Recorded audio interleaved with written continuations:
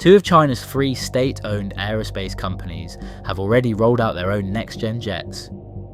Meanwhile, Lockheed Martin is drowning in F-35 rework that customers don't even want to sign off on. Northrop Grumman is busy getting the B-21 bomber ready to hit the shelves.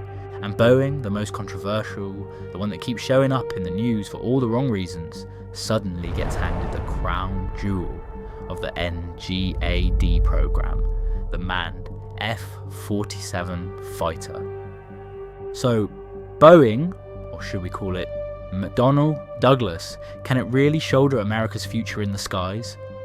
We're not military experts, but looking at this from a business and economics angle, we might just be able to make a few educated guesses. Welcome to Aquilo. Back in 2014, the US Air Force was already dreaming of a next-generation fighter to replace its aging F-22s. But Washington wasn't in a hurry. After all, China had only begun mass deploying its 5th-gen fighters in 2017, which meant they probably wouldn't have a 6th-gen prototype until around 2030. Then December 2024 rolled around, boom. China suddenly test flew what looked like a brand new stealth jet, and both the White House and the Pentagon basically went, "What the hell just happened?" Fast forward to March 2025, and Trump comes out announcing that the NGAD program is moving forward. A new manned fighter, AI-powered drone wingman, weapon systems, the whole package. The manned jet gets an official name, the F-47. The Air Force pins its hopes on it, betting this will guarantee US air dominance well into the 2030s. And the big surprise, or maybe not so big, was that Boeing actually won the bid to build the F-47. Back in 2015, Lockheed Martin was the clear favourite.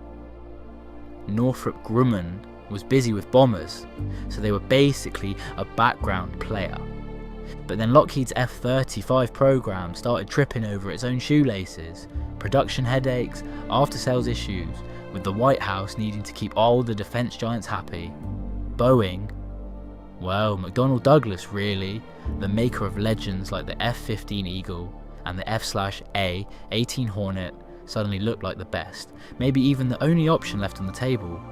Now, let's talk about Boeing's recent track record. Honestly, it's been rough.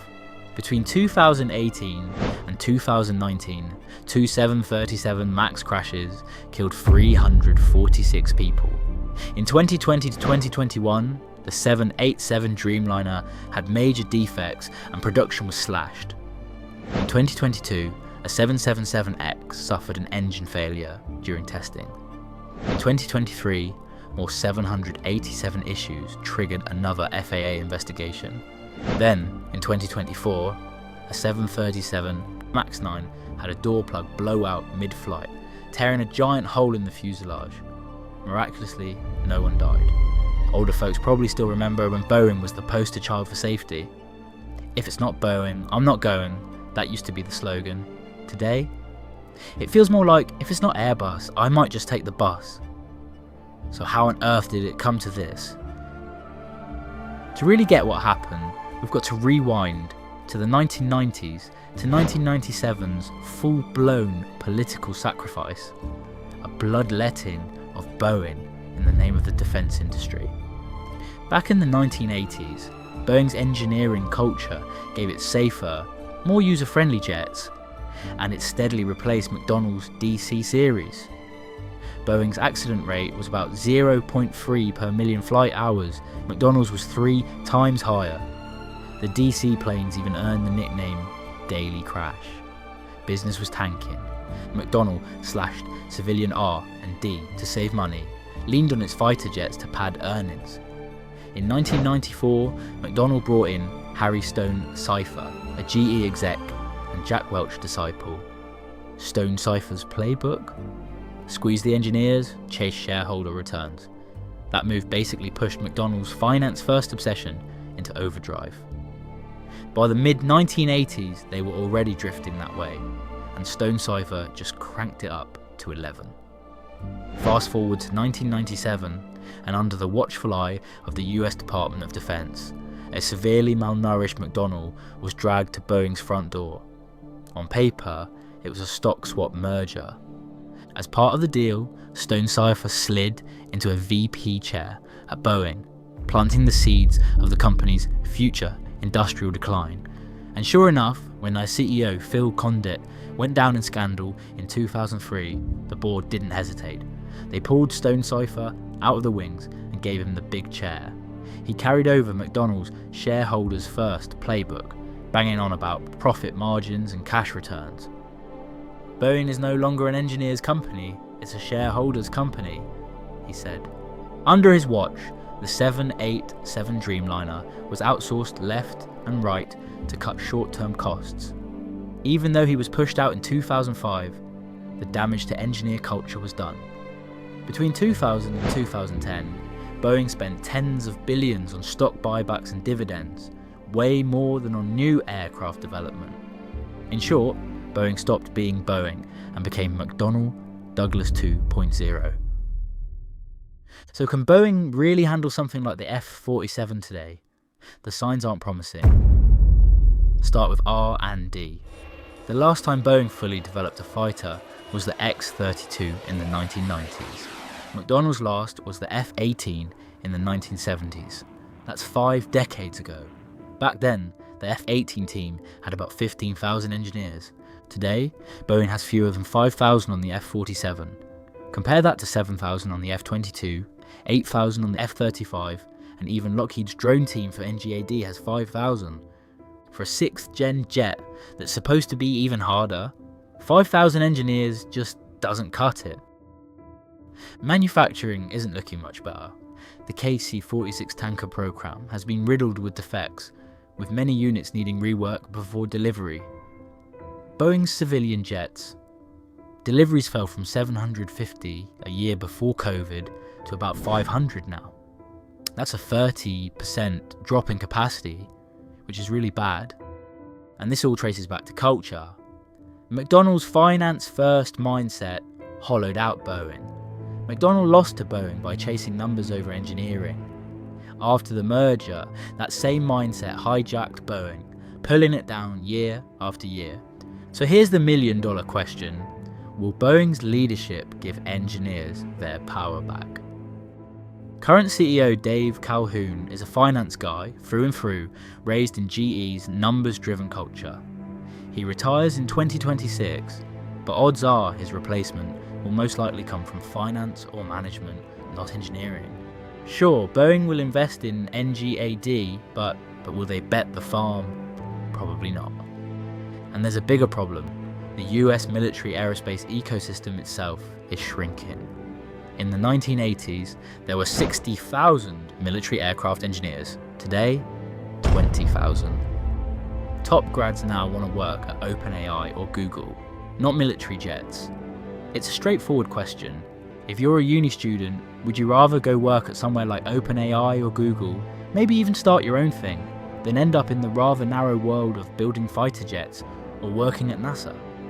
Suppliers have dried up too, from 6,000 in the 1980s to just 1,500 core suppliers today. Even if Boeing has the plans, who's going to actually make the parts? So in the end, where does the F-47 fighter really go from here? Boeing, on its own, probably can't pull this off. The most likely outcome? The Pentagon steps in, balancing out the companies, with Boeing technically in charge, but Lockheed Martin and Northrop Grumman quietly doing a lot of the heavy lifting. Give it a few years and maybe you get a prototype. And honestly, that might not be the worst thing. Boeing hasn't built a full-on manned fighter in decades, so in both engineering and management, they're basically a generation out of practice. Lockheed, meanwhile, has been on the treadmill non-stop, going from F-22 to F-35, taking projects from day one R&D all the way through production and upgrades. Teaming up means Boeing suddenly gets access to engineers who've actually done this in the 21st century. Right now, Lockheed's got about 5,000 engineers grinding away on NGAD's drone wingman. Boeing's got another 5,000 lined up. Add Northrop's spare hands once the B-21 bomber is out the door, and you've suddenly got enough brainpower to cover the whole NGAD family. The F-47, the loyal wingmen, the weapon systems, the works. Then there's the supply chain. Lockheed still has the most complete lineup of suppliers, thanks to building not one but two stealth generations. Boeing have only ever done a proper 4th gen jet and one 5th gen demonstrator. No 6th gen supply partners, not even for the stealth coatings. That's the best case scenario, but what about the worst? Well, US defense projects don't exactly have a great track record. The Comanche stealth helicopter, the Zumwalt destroyer, the littoral combat ship, the future combat systems, land, sea, air, all flops. Now picture something exponentially harder, handed to the most controversial contractor in the business, while its two potential helpers are already gasping for air. The F-47 may turn into the next USS Gerald R. Ford, years late, billions over budget, with Congress stuck shoveling cash into the fire because of sunk costs. The watchdogs can't really investigate because of all the secrecy. In the least bad version of that worst case, the F-47 becomes an eternal prototype. Basically, a very expensive lawn ornament for the Pentagon's backyard, endlessly tweaked, but unlike the Ford, it won't even deliver any value before deployment. Still, it's not all doom and gloom. The F-47 is top priority for the Pentagon, which means tighter oversight and a contract big enough to give Boeing some breathing space. If they can use this to actually rebuild an engineering culture, shift the vibe back from accountants to engineers, then maybe, just maybe, Boeing could stage a genuine military comeback. We are Aquilo. Follow us and let's talk about the business forces behind the headline.